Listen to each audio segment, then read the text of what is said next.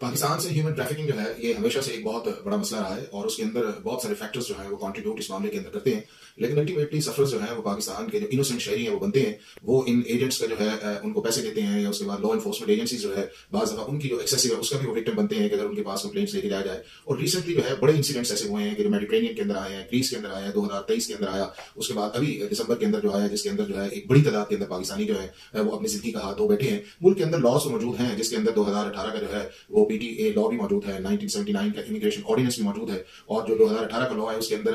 7 साल से लेके 14 साल तक सजा भी है, 1 मिलियन जुर्माना भी उसके अंदर है। उसके साथ साथ अगर कोई दोबारा करता है तो उसको जो इलीगल इमिग्रेंट्स के डिपोर्टेशन के अंदर उनको भेजने के अंदर इन्वॉल्व है उसको आप लाइफ इम्प्रिजनमेंट कर सकते हैं। बट इंपॉर्टेंट ये है कि जो सारी चीजें जो है वो इसलिए आगे नहीं बढ़ रही कि ना कोई सेंट्रलाइज डाटा मैकेनिज्म हमारे पास है, ना हमारे पास अगर तकरीबन 18,000 के करीब अगर केसेस रजिस्टर आए हैं तो उनमें से सिर्फ 341 ऐसे केसेस हैं जिनके अंदर कन्विक्शन आई है, प्रोसिक्यूशन भी वीक है। उसके बाद अदालतों में जो है वो एक जिस तरह एक होना चाहिए कि इंस्टेंट जो है चीजों को आगे लेके जाना वो नहीं है। फिर उसके बाद एजेंट्स माफिया जो है उसकी बड़ी कोऑर्डिनेशन या कॉन्वेंस जो है वो ऑफिशियल्स के साथ होती है और ये सारा मामला जो है वो एक फैसिलिटेट करता है जिससे ना सिर्फ जो इनोसेंट लोग हैं उनके जाने जाते हैं सारे प्रोसेस के अंदर, कभी लीबिया जाते हुए, कभी ईरान के रास्ते जाते हुए, कभी टर्की के रास्ते जाते हुए, कभी ग्रीस के अंदर जाते हुए, कभी मेडिटेरेनियन के अंदर जाते हुए, तो उससे दूसरा मुल्क की बदनामी बड़ी होती है कि अगर आप इस मुल्क से एक्सपोर्ट करना चाहते हैं लेबर्स को, ये लोग जाना चाहते हैं, अगर आप उनको सही मैकेनिज्म के अंदर लेके जाएं तो उससे ये है कि ये सारी जो है डेथ्स जो है ये सारी इस मुल्क के अंदर एक ऐसा इशू बन जाता है कि जिसके अंदर ये फैमिलीज जो है विक्टिम बन जाती है, तो उससे अवॉइड किया जाए। तो मैं ये समझता हूं कि वे फॉरवर्ड इसका ये है कि हमारे लॉज के अंदर या इंप्लीमेंटेशन के इशू है या प्रोसिक्यूशन के इशू उसको बेहतर किया जाए। FIA की मैं समझता हूं कि कॉम्पिटेंसी नहीं है, क्योंकि हमने FIA को इतने काम दिए हुए हैं उसके अंदर ये भी काम है